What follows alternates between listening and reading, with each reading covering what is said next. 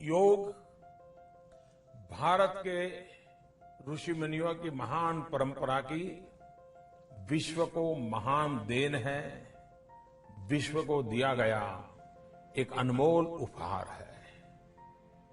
योग बिना किसी खर्च के केवल फिटनेस ही नहीं, वेलनेस की भी गारंटी देता है। योग रोग मुक्ति के साथ साथ भोग मुक्ति का भी मार्ग है।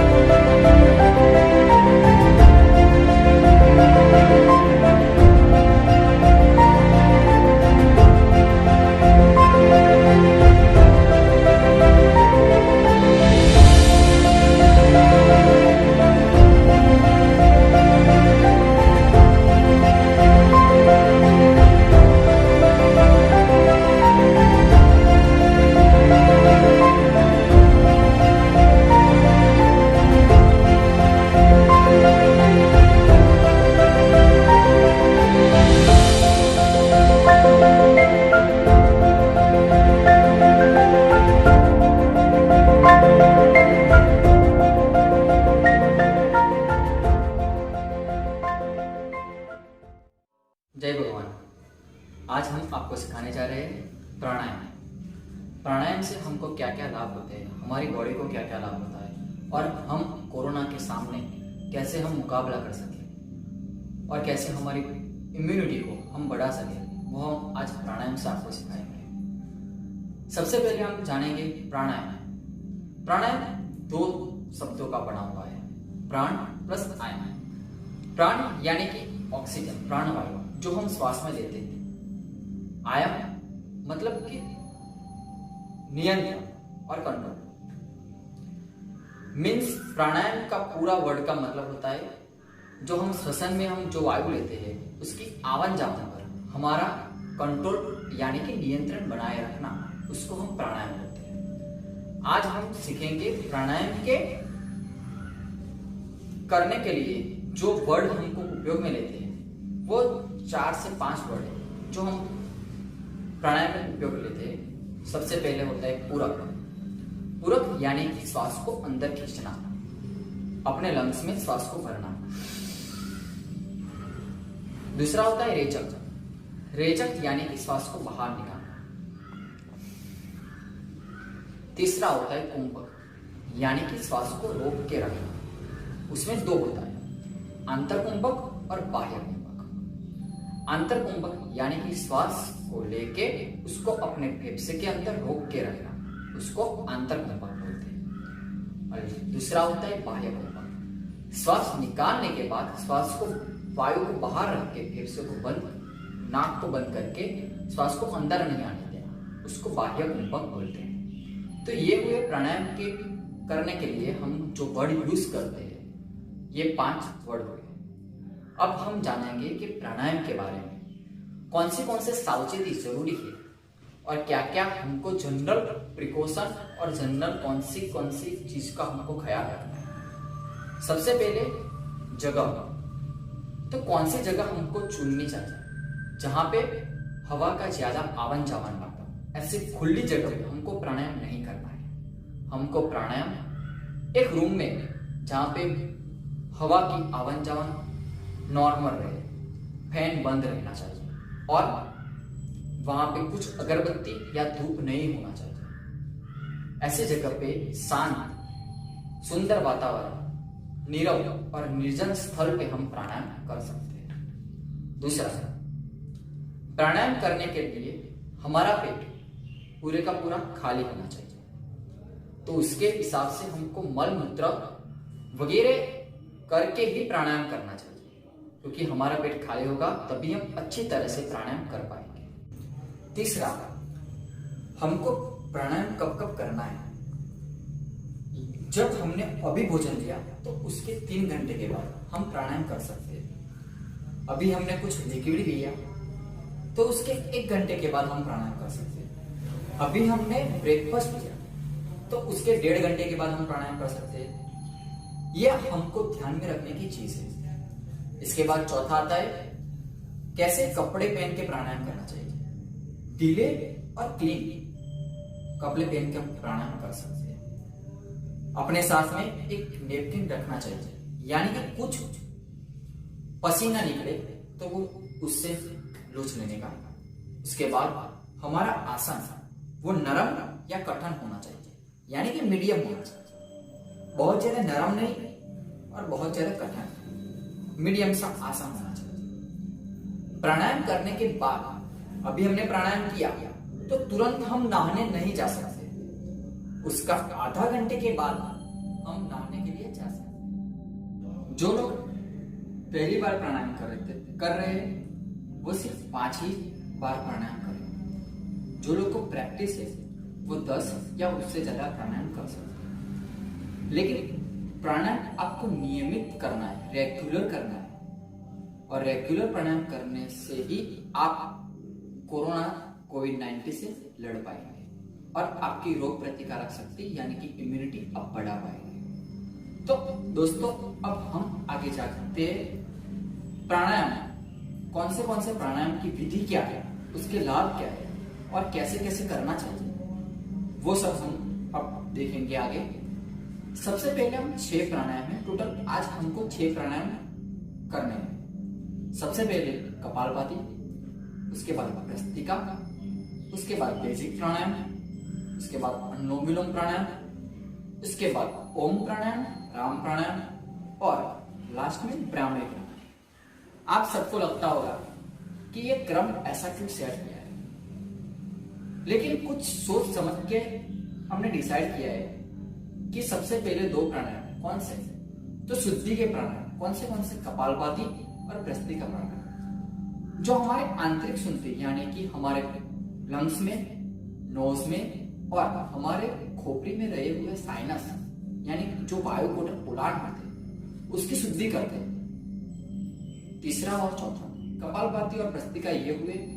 ये 2 प्राणायाम से हमारी ब्रीदिंग कैपेसिटी, लंग की कैपेसिटी और लंग के फंक्शन बढ़ेगी। हमारे चेस्ट के जो स्नायु है उसकी ताकत बढ़ेगी। और उसके बाद लास्ट में 2 प्राणायाम, ओम प्राणायाम और राम प्राणायाम और सबसे लास्ट ब्राह्मणी प्राणायाम।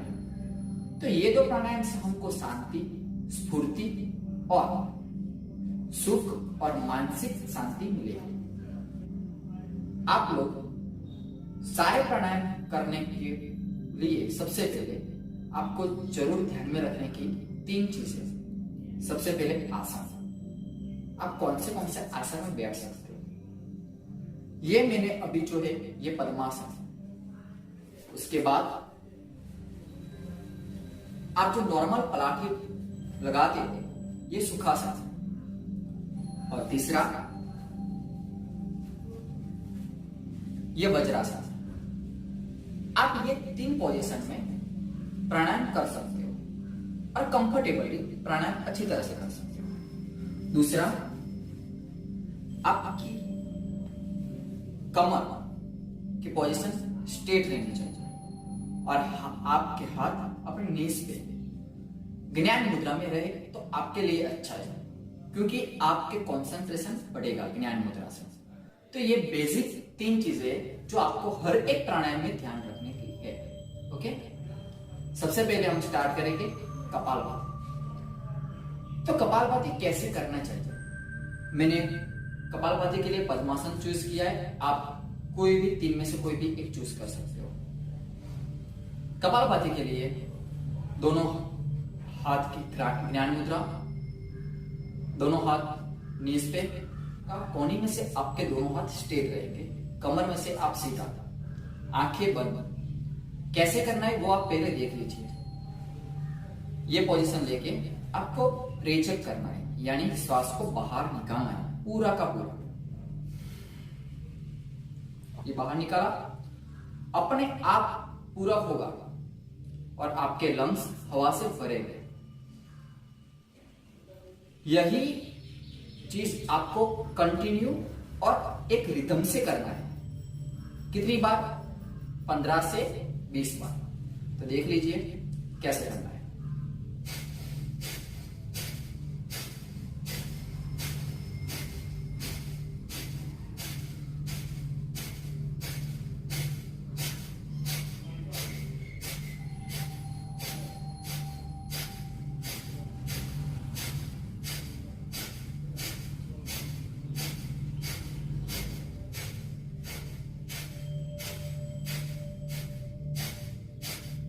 सबसे ध्यान रखने की चीज ये है, जब आप रेचक करो तब आपका ये पेट है वो अंदर जाना चाहिए। देखो, और पूरक हो, तुरंत ही पूरक होगा, पूरक में बाहर आएगा, रेचक में अंदर जाएगा। तो ऐसे कंटिन्यू आपके पेट की मूवमेंट यानी उदर की मूवमेंट भी होनी जरूरी है। ये हुई कपालभाति। कपालभाति करने से आपको क्या क्या लाभ मिलते हैं? तो आपके मस्तिष्क, खोपड़ी, ये फोरहेड, नाक के अंदर जो पोलान है वो, और फेफड़े में जो कफ हुआ है वो बाहर निकलेगा, उसकी शुद्धि होगी। नाक में रहे हुए और आपके लंग्स में रहे हुए वायु कोटन की शुद्धि होगी। ज्यादा से ज्यादा अशुद्ध हवा बाहर निकलेगी और शुद्ध हवा अंदर जाएगी, और इससे आपका रुधिर का, ब्लड का सर्कुलेशन बहुत अच्छी तरह से होगा।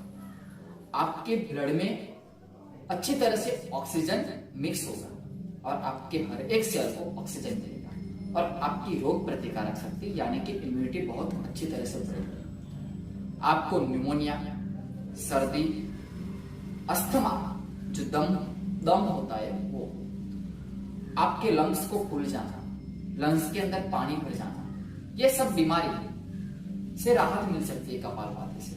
तो आप नियमित रेगुलर 5 आवृत्ति, जो पहली बार कर रहे हैं वो 5 आवृत्ति नियमित करना, और जो रोज करते हैं वो 10 या 15 आवृत्ति कर सकते हैं। दूसरा प्राणायाम है भस्त्रिका। भस्त्रिका में भी आप कोई भी 3 पोजीशन में कोई भी एक पोजीशन ले सकते हो, पद्मासन में से, सुखासन में और वज्रासन में, वो आप चूज कर सकते हो। मैं पद्मासन में हूं, उसमें भी आप ज्ञान मुद्रा, दोनों हाथ नीज पे, उसके बाद आपको भस्त्रिका में बलपूर्वक श्वसन क्रिया करने के लिए पूरक भी फोर्सफुली और रेचक भी फोर्सफुली आपको करना है, लेकिन उसमें भी कंटिन्यू रिदम रखनी है, वो भी 20 टाइम करना है। ओके, चलो मैं करके आपको दिखाता हूं।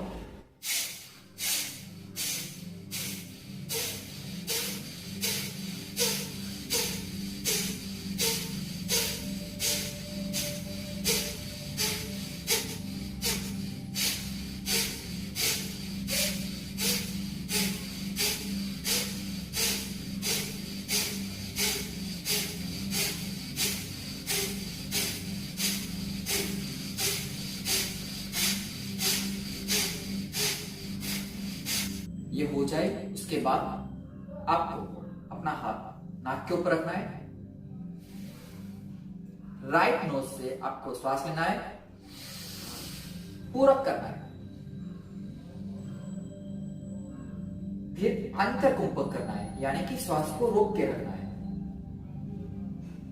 और लेफ्ट नोज से श्वास को बाहर निकालना है। ये हुई भस्त्रिका की एक आवृत्ति, यानी एक भस्त्रिका यहाँ पे खत्म। ये आप 5 भस्त्रिका करनी है आपको। अब भस्त्रिका से आपको क्या क्या लाभ मिलेगा? तो उससे भी आपका कफ है, पित्त है और वायु है, आदि जन्य रोग से आपको छुटकारा मिलेगा। आपकी इम्यूनिटी बहुत ज्यादा बढ़ेगी, और सबसे अच्छा उसका फायदा है आपका श्वसन मार्ग है, वो श्वसन मार्ग पूरा का पूरा क्लियर हो जाएगा। ये भस्त्रिका के लाभ है जो हमको कोरोना से प्रिवेंट करने में बहुत ज्यादा लाभदायक मिलेगा। इसके बाद आते हैं बेसिक प्राणायाम। बेसिक प्राणायाम जो हम रेगुलर जो श्वसन क्रिया करते हैं वही श्वसन क्रिया हमको दीर्घ करनी है, यानी कि डीप ऊंडे श्वास लेने और स्लोली करना है। इसकी विधि भी मैं दिखा देता हूं आपको कि कैसे करना है। आप 3 आसन में से कोई भी एक आसन चूज कर सकते हो, पद्मासन, सुखासन या वज्रासन। मैंने पद्मासन चूज किया है, आप कोई भी चूज कर सकते हो अपने आप। इसमें भी ज्ञान मुद्रा, दोनों हाथ नीज पे, एल्बो में से स्ट्रेट, कमर से बॉडी स्ट्रेट रहनी चाहिए, शरीर अपना खींचा हुआ रहना चाहिए और दीर्घ पूरक और दीर्घ रेचक करना है, और वो भी स्लोली रिदम के साथ। पूरक,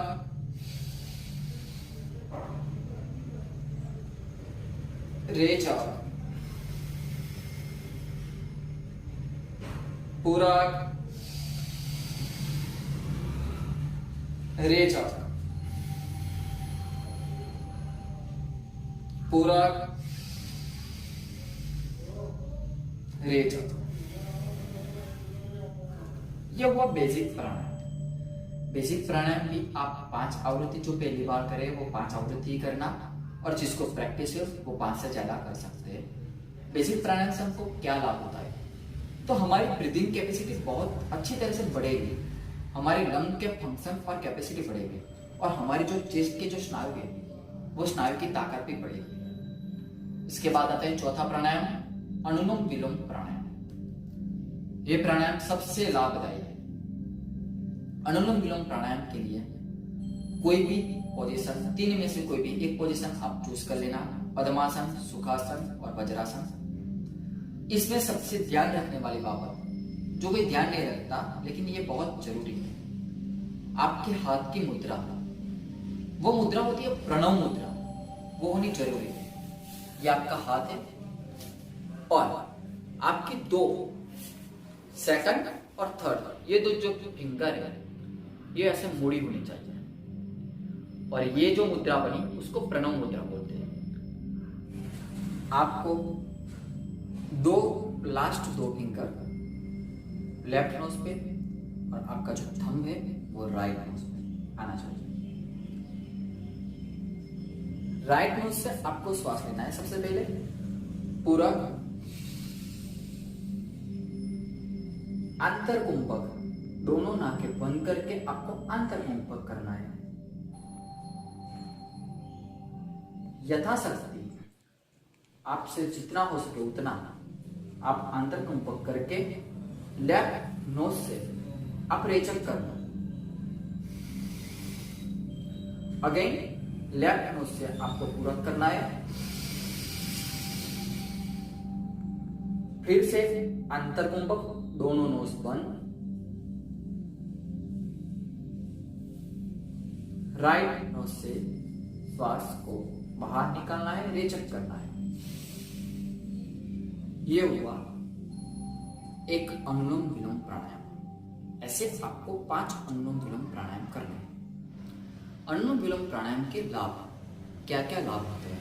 तो इससे आप जो क्रोध, बेचैनी और मानसिक विकार से आपको राहत मिलती है। आप जो डिप्रेशन में गए उससे आपको बहुत अच्छा फील होता है। उसके बाद अनुलोम विलोम प्राणायाम से आपका रुधिर की शुद्धि बहुत अच्छी तरह से होती है, ब्लड सर्कुलेशन बहुत अच्छी तरह से बढ़ता है, आपके ब्रेन को, आपके बॉडी के पूरे सेल को अच्छी मात्रा में ऑक्सीजन मिलता है। आपके स्नायु, चेस्ट के स्नायु और लंग्स मजबूत यानी कि स्ट्रांग होते हैं। अनुलोम विलोम प्राणायाम से आपका लंग की कैपेसिटी, लंग के फंक्शन बढ़ते हैं। अब उसके बाद आते हैं 5वें प्राणायाम। कौन से? ओम प्राणायाम और राम प्राणायाम। ओम प्राणायाम और राम प्राणायाम में आपको बेसिकली जो बेसिक प्राणायाम करते हैं वही करना है, लेकिन आप देख लीजिए एक बार पोजीशन आप अपनी योग्यता से कोई भी एक चुन सकते हो, पद्मासन, सुखासन और वज्रासन। दोनों हाथ ज्ञान मुद्रा में। पहले देख लीजिए, मैं आपको समझा देता हूँ कैसे करना है ओम प्राणायाम, उसके बाद मैं सिखाऊंगा राम प्राणायाम कैसे करना है। ओम प्राणायाम करने के लिए आपको दीर्घ यानी कि डीप पूरक करना है, ऊंडा श्वास लेना है आपको, और मुंह से श्वास को बाहर निकालना है, और 3 स्वर में ओम 3 वर्ड का बना हुआ है, अ, उ, म। ये 3 वर्ड बोल के आपको मुंह से अपना श्वास बाहर निकालना है। देखो मैं आपको करके दिखाता हूं।